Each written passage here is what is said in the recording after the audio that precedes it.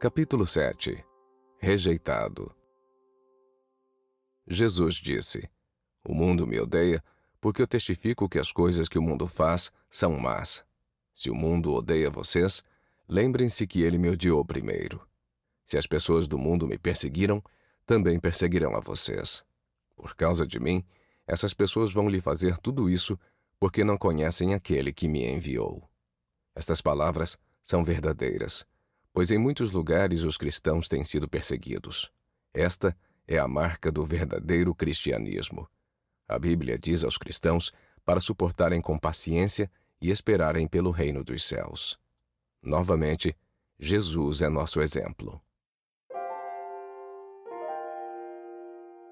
Os fariseus e alguns mestres da lei, vindos de Jerusalém, reuniram-se a Jesus e viram alguns dos seus discípulos comerem pão com as mãos impuras, isto é, sem lavar. Isso porque os fariseus e todos os judeus não comem sem lavar cerimonialmente as mãos, apegando-se assim à tradição dos anciãos. Quando chegam da rua, não comem sem antes se lavar. E apegam-se a muitas outras tradições, tais como o lavar de copos, jarros e vasilhas de cobre.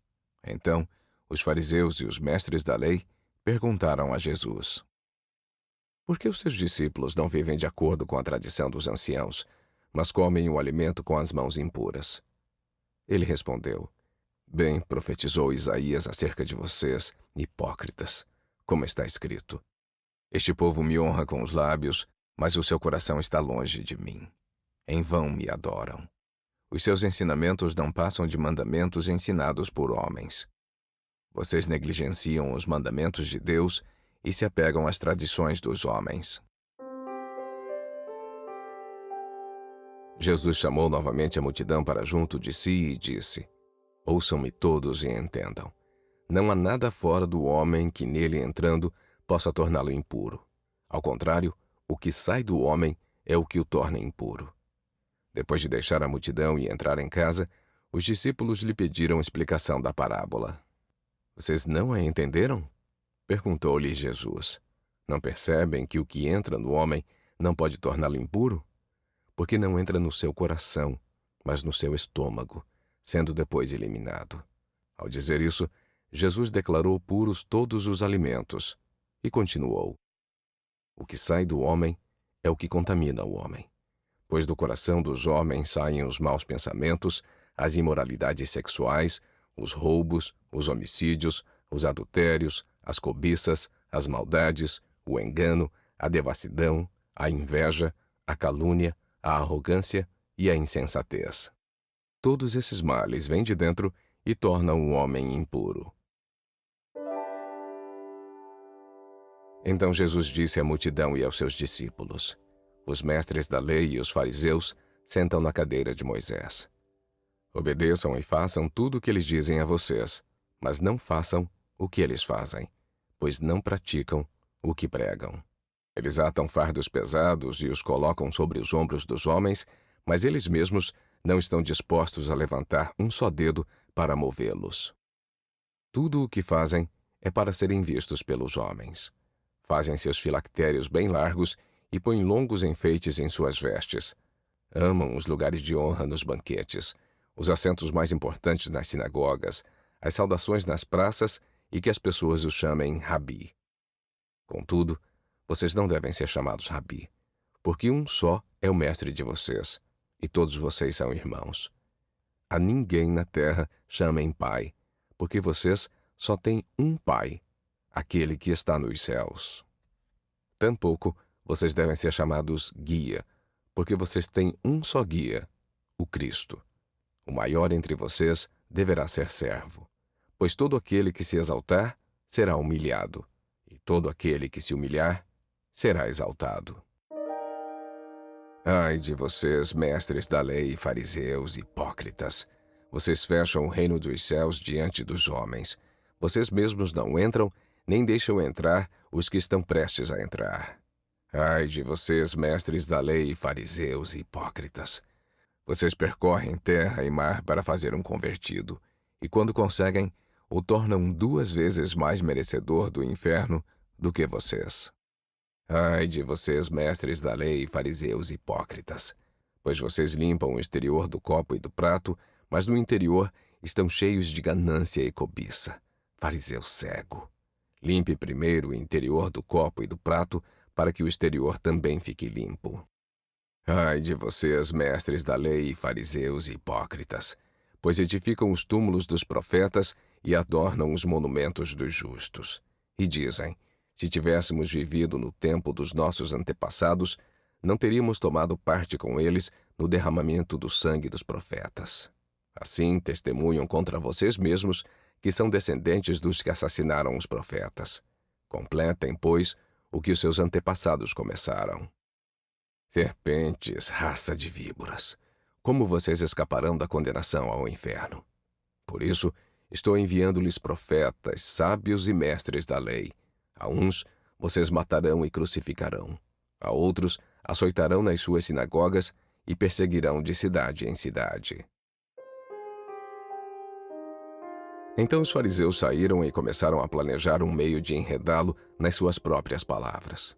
Um deles, perito na lei, o pôs à prova com esta pergunta: Mestre, qual é o maior mandamento da lei? Jesus respondeu: Ame ao Senhor, o seu Deus, com todo o seu coração, com toda a sua alma e com todo o seu entendimento. Este é o primeiro e maior mandamento. E o segundo é semelhante a ele: ame ao seu próximo como a você mesmo. Desses 2 mandamentos dependem toda a lei e os profetas. Nesse meio tempo, tendo-se reunido uma multidão de milhares de pessoas, a ponto de atropelarem umas às outras, Jesus começou a falar primeiramente aos seus discípulos, dizendo: Tenham cuidado com o fermento dos fariseus, que é a hipocrisia. Não há nada escondido que não venha a ser revelado, nem oculto que não venha a ser conhecido. Então os fariseus saíram e começaram a conspirar para matar Jesus. Sabendo disso, Jesus retirou-se daquele lugar. Muitos o seguiram, e ele curou todos os doentes que havia entre eles. Ele, porém, lhes advertia severamente de que não dissessem quem ele era. Isso aconteceu para se cumprir o que fora dito por meio do profeta Isaías. Eis o meu servo, a quem escolhi, o meu amado, em quem tenho prazer. Porei sobre ele o meu espírito, e ele anunciará a justiça às nações. Não discutirá nem gritará. Ninguém ouvirá a sua voz nas ruas. Não quebrará o caniço ferido, nem apagará o pavio fumegante, até que faça triunfar a justiça. No seu nome, as nações porão a sua esperança. Jesus disse: Havia um homem rico que se vestia de púrpura e de linho fino e vivia no luxo todos os dias. Diante do seu portão, fora deixado um mendigo, chamado Lázaro, coberto de chagas, que ansiava comer o que caía da mesa do rico. Até os cães vinham lamber as suas feridas. Chegou o dia em que o mendigo morreu e os anjos o levaram para junto de Abraão. O rico também morreu e foi sepultado. No Hades, onde estava sendo atormentado, ele olhou para cima e viu Abraão de longe, com Lázaro ao seu lado. Então chamou-o: Pai Abraão, tem misericórdia de mim e manda que Lázaro molhe a ponta do dedo na água e refresque a minha língua, porque estou sofrendo muito neste fogo. Abraão, porém, respondeu: Filho, lembre-se de que durante a sua vida você recebeu coisas boas e Lázaro coisas más. Agora, porém, ele é consolado e você é atormentado. Além disso, entre vocês e nós há um grande abismo, de forma que os que desejam passar do nosso lado para o seu, ou do seu lado para o nosso, não conseguem. Ele respondeu: Então eu te suplico, pai, manda Lázaro ir à casa do meu pai, pois tenho 5 irmãos. Deixa que ele os advirta, a fim de que não venham também para este lugar de tormento. Abraão respondeu: Eles têm Moisés e os profetas, que os ouçam. Não, pai Abraão, disse, se alguém entre os mortos for até eles, então se arrependerão. Abraão respondeu: Se não ouvem Moisés e os profetas, tampouco se deixarão convencer, ainda que ressuscite alguém dentre os mortos. A alguns que confiavam na sua própria justiça e desprezavam os outros, Jesus contou esta parábola. Dois homens subiram ao templo para orar. Um era fariseu e o outro era publicano. O fariseu, em pé, orava no íntimo. Deus, eu te agradeço porque não sou como os outros homens, ladrões, injustos, adúlteros, nem mesmo como este publicano.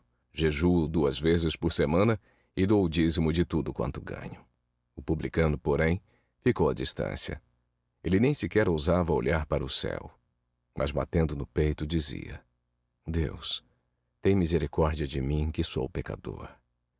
Eu digo que este homem, não o outro, foi para casa justificado diante de Deus, pois todo aquele que se exalta será humilhado, e todo aquele que se humilha será exaltado.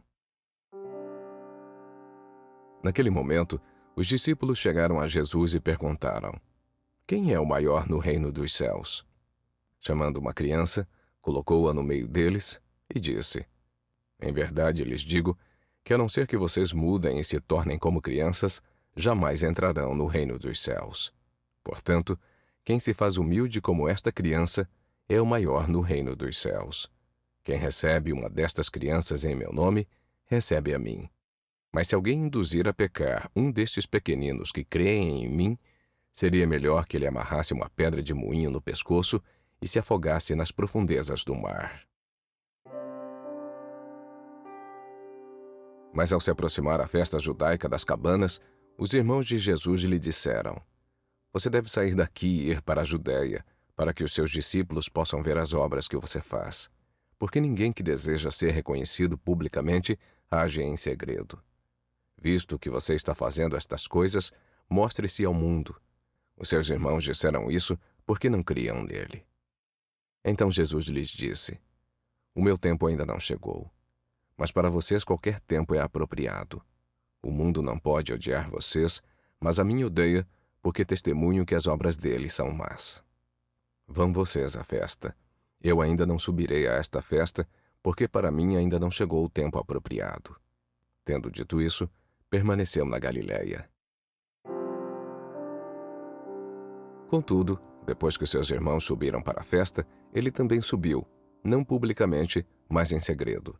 Os judeus o estavam procurando na festa e perguntavam: Onde está aquele homem? Entre as multidões havia muitos boatos a respeito dele. Alguns diziam: É um bom homem. Outros respondiam: Não, ele está enganando o povo. Ninguém, porém, falava dele em público por medo dos judeus. Quando a festa estava na metade, Jesus subiu ao templo e começou a ensinar. Os judeus ficaram admirados e perguntaram: Como foi que este homem adquiriu tanta instrução sem ter estudado? Jesus respondeu: O que ensino não procede de mim, vem daquele que me enviou.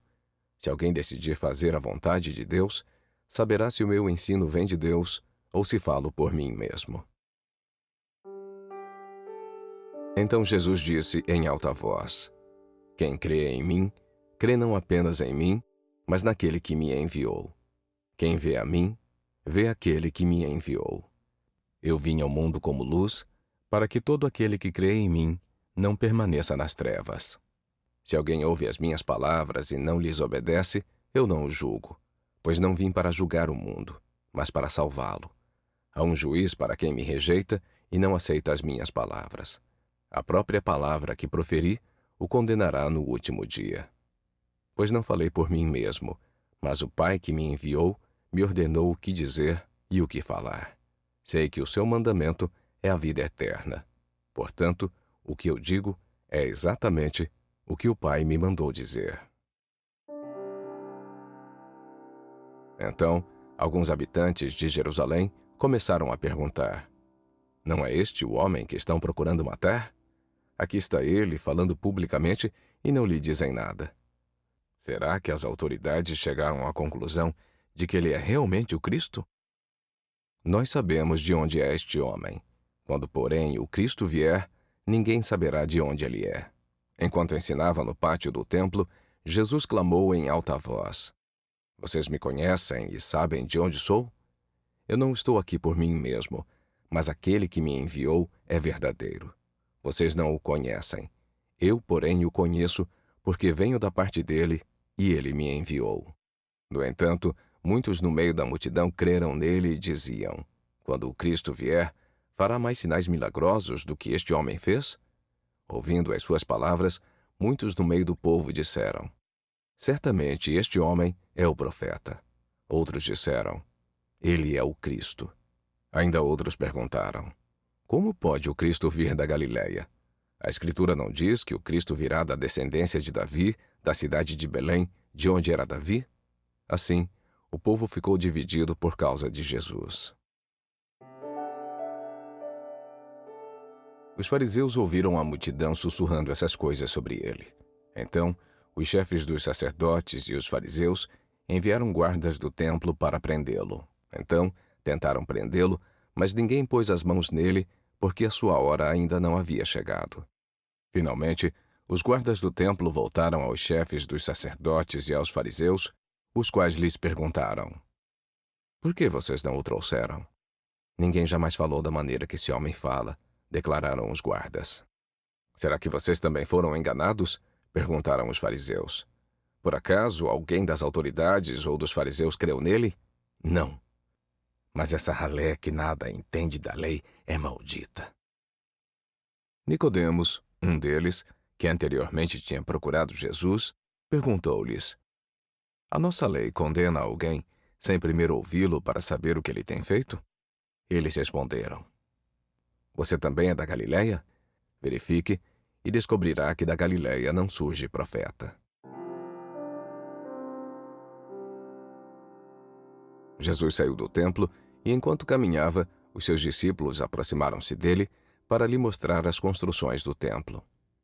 Vocês estão vendo tudo isto? Perguntou. Em verdade lhes digo que não ficará aqui pedra sobre pedra que não seja derrubada. Tendo Jesus sentado no Monte das Oliveiras, os discípulos dirigiram-se a ele em particular e disseram: diz-nos quando acontecerão essas coisas? Qual será o sinal da tua vinda e do fim desta era? Jesus respondeu: tenham o cuidado de que ninguém os engane, pois muitos virão em meu nome, dizendo: eu sou o Cristo, e enganarão a muitos. Vocês ouvirão falar de guerras e de rumores de guerras, mas não tenham medo. É necessário que tais coisas aconteçam, mas ainda não é o fim. Nação se levantará contra nação, e reino contra reino. Haverá fome e terremotos em vários lugares. Tudo isso será o princípio das dores. Então, eles os entregarão para serem perseguidos e condenados à morte. E vocês serão odiados por todas as nações por causa do meu nome. Naquele tempo, muitos me abandonarão, trairão e odiarão uns aos outros, e numerosos falsos profetas surgirão e enganarão a muitos. Por causa do aumento da iniquidade, o amor de muitos esfriará, mas aquele que perseverar até o fim será salvo. E este evangelho do reino será pregado em todo o mundo como testemunho a todas as nações. Então, virá o fim. Porque aqueles serão dias de tribulação, como nunca houve desde o princípio, quando Deus criou o mundo até agora, nem jamais haverá. Se o Senhor não tivesse abreviado tais dias, ninguém sobreviveria, mas por causa dos eleitos por ele escolhidos, ele os abreviou. Se então alguém disser: vejam, aqui está o Cristo, ou vejam, ali está ele, não acreditem, pois aparecerão falsos cristos e falsos profetas que realizarão sinais e maravilhas para, se possível, enganar até os escolhidos. Por isso fiquem atentos, eu os avisei antecipadamente. Mas naqueles dias, após a tribulação, o sol escurecerá e a lua não dará sua luz. As estrelas cairão do céu e os poderes celestes serão abalados. Então verão o Filho do Homem vindo nas nuvens com grande poder e glória. E ele enviará os seus anjos e reunirá os seus eleitos dos quatro ventos, dos confins da terra até os confins do céu. Os céus e a terra passarão, mas as minhas palavras jamais passarão. Quanto ao dia e à hora, ninguém sabe, nem os anjos no céu, nem o Filho, senão o Pai. Fiquem atentos, vigiem, pois vocês não sabem quando virá esse tempo. Como foi nos dias de Noé, assim será também na vinda do Filho do Homem. Pois como nos dias anteriores ao dilúvio, as pessoas comiam, bebiam, casavam-se e se davam em casamento, até o dia em que Noé entrou na arca. Eles nada perceberam, até que veio o dilúvio e os levou a todos. Assim acontecerá na vinda do Filho do Homem. Quando o Filho do Homem vier na sua glória, com todos os anjos, ele se assentará no seu glorioso trono. Todas as nações serão reunidas diante dele, e ele separará uma das outras como o pastor separa as ovelhas dos bodes. Ele colocará as ovelhas à sua direita e os bodes à sua esquerda. Então, o rei dirá aos que estiverem à sua direita: Venham, benditos do meu Pai. Recebam como herança o reino que foi preparado para vocês desde a criação do mundo. Pois eu tive fome, e vocês me deram de comer. Tive sede, e vocês me deram de beber. Fui estrangeiro, e vocês me acolheram. Necessitei de roupas, e vocês me vestiram. Estive enfermo, e vocês cuidaram de mim. Estive preso, e vocês me visitaram. Então os justos lhe responderão: Senhor, quando te vimos com fome e te demos de comer, ou com sede e te demos de beber? Quando te vimos como estrangeiro e te acolhemos, ou necessitado de roupas e te vestimos? Quando te vimos enfermo ou preso e fomos te visitar? O rei responderá: Em verdade lhes digo que tudo o que vocês fizeram a alguns desses meus pequenos irmãos, a mim o fizeram. Então ele dirá aos que estiverem à sua esquerda: Malditos, apartem-se de mim para o fogo eterno preparado para o diabo e os seus anjos. Pois eu tive fome e vocês não me deram de comer. Tive sede e vocês não me deram de beber. Fui estrangeiro e vocês não me acolheram. Necessitei de roupas e vocês não me vestiram. Estive enfermo e preso e vocês não me visitaram. Eles também responderão: Senhor, quando te vimos com fome, com sede, estrangeiro, necessitado de roupas, enfermo ou preso, e não te servimos? Ele responderá: Em verdade lhes digo que tudo o que vocês não fizeram a algum desses pequenos, também não fizeram a mim. Então, estes irão para o castigo eterno, mas os justos para a vida eterna. Havia um homem chamado Lázaro. Ele era de Betânia, do povoado de Maria e de Marta, a sua irmã. Aconteceu que Lázaro ficou doente. Maria, a irmã dele, era a mesma que derramara perfume sobre o Senhor e lhe enxugara os pés com os cabelos. Então, as irmãs de Lázaro mandaram dizer a Jesus: Senhor, aquele a quem amas está doente. Depois, disse aos seus discípulos: Vamos voltar para a Judéia. Ao chegar, Jesus soube que Lázaro já estava no sepulcro havia 4 dias. Betânia distava cerca de 15 estádios de Jerusalém, e muitos judeus tinham ido visitar Marta e Maria para confortá-las pela perda do irmão. Quando Marta ouviu que Jesus estava chegando, foi encontrar-se com ele, mas Maria ficou em casa. Marta disse a Jesus: Senhor, se estivesses aqui, o meu irmão não teria morrido. Todavia, sei que mesmo agora Deus te dará tudo o que pedires. Jesus lhe disse: O seu irmão vai ressuscitar. Marta respondeu: Eu sei que ele vai ressuscitar na ressurreição no último dia. Jesus lhe disse: Eu sou a ressurreição e a vida. Aquele que crê em mim, ainda que morra, viverá. E todo aquele que vive e crê em mim, jamais morrerá eternamente. Você crê nisso? Ela lhe respondeu: Sim, Senhor, eu creio que tu és o Cristo, o Filho de Deus, que devia vir ao mundo. Depois de dizer isso, foi para casa. Chamou Maria, sua irmã, à parte, e disse-lhe: O mestre está aqui e está chamando você. Ao ouvir isso, Maria levantou-se depressa e foi ao encontro dele. Jesus ainda não tinha entrado no povoado, mas estava no lugar onde Marta o havia encontrado. Quando notaram que ela se levantou depressa e saiu, os judeus, que a estavam confortando em casa, seguiram-na, supondo que ela ia ao sepulcro para ali chorar. Quando Maria chegou ao lugar onde Jesus estava e o viu, prostrou-se aos seus pés e disse: Senhor, se estivesses aqui, o meu irmão não teria morrido. Quando Jesus viu que Maria chorava, bem como os judeus que a acompanhavam, ficou profundamente comovido e perturbou-se. "Onde o colocaram?" perguntou ele. "Vem e vê, Senhor", responderam. Jesus chorou. Então, os judeus disseram: "Vejam como ele o amava." Alguns, porém, disseram: "Ele, que abriu os olhos do cego, não poderia ter impedido que este homem morresse?" Jesus, outra vez profundamente comovido, foi até o sepulcro. Era uma gruta com uma pedra colocada na entrada. "Tirem a pedra", disse ele. Marta, irmã do falecido, disse: "Senhor, ele já cheira mal, pois está ali há 4 dias." Jesus lhe disse: "Não lhe falei que, se você crer, verá a glória de Deus?" Então tiraram a pedra. Jesus olhou para cima e disse: "Pai, eu te agradeço porque me ouviste. Eu sei que sempre me ouves, mas disse isso por causa do povo que está aqui, para que eles creiam que tu me enviaste." Depois de dizer isso, Jesus bradou em alta voz: "Lázaro, venha para fora." Aquele que havia morrido saiu com as mãos e os pés envolvidos em faixas de linho e o rosto envolto em um pano. Jesus lhes disse: "Tirem as faixas dele e deixem-no ir." Muitos dos judeus que tinham ido visitar Maria, vendo o que Jesus fizera, creram nele. No entanto, alguns deles foram contar aos fariseus o que Jesus tinha feito. Então os chefes dos sacerdotes e os fariseus convocaram uma reunião do sinédrio.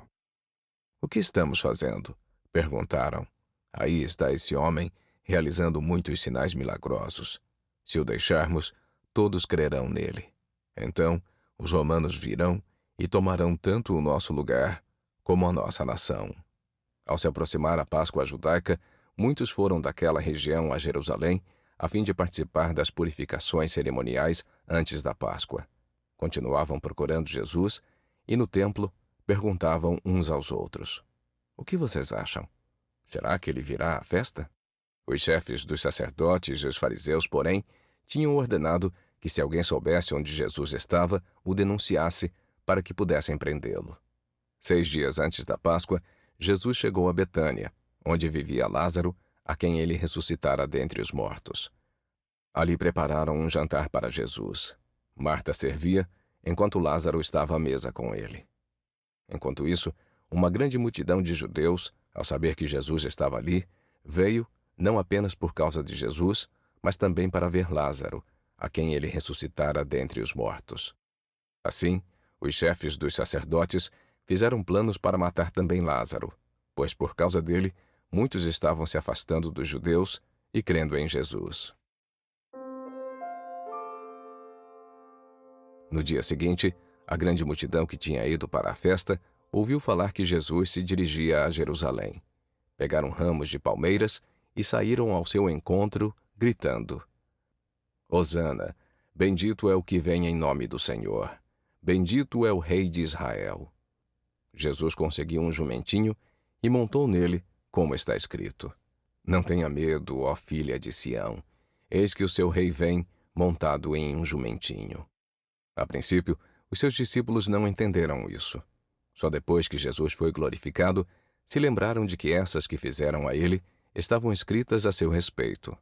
A multidão que estava com Jesus, quando ele chamou Lázaro do túmulo e o ressuscitou dentre os mortos, continuou a espalhar o fato. Muitas pessoas, por terem ouvido falar que ele realizara tal sinal milagroso, foram ao seu encontro. Assim, os fariseus disseram uns aos outros: "Não conseguimos nada.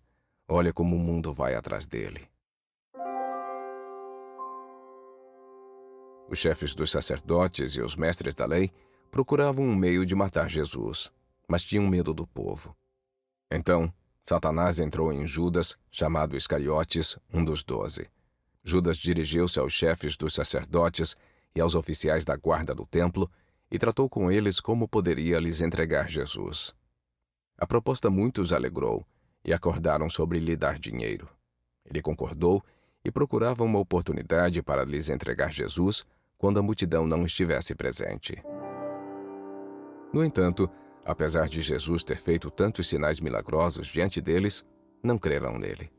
Isso aconteceu para se cumprir a palavra do profeta Isaías, que disse: Senhor, quem creu na nossa mensagem? E a quem foi revelado o braço do Senhor? Por essa razão, eles não podiam crer, porque, como disse Isaías em outro lugar, cegou os seus olhos e endureceu-lhes o coração, para que não vejam com os olhos, nem entendam com o coração, nem se convertam, e eu os cure.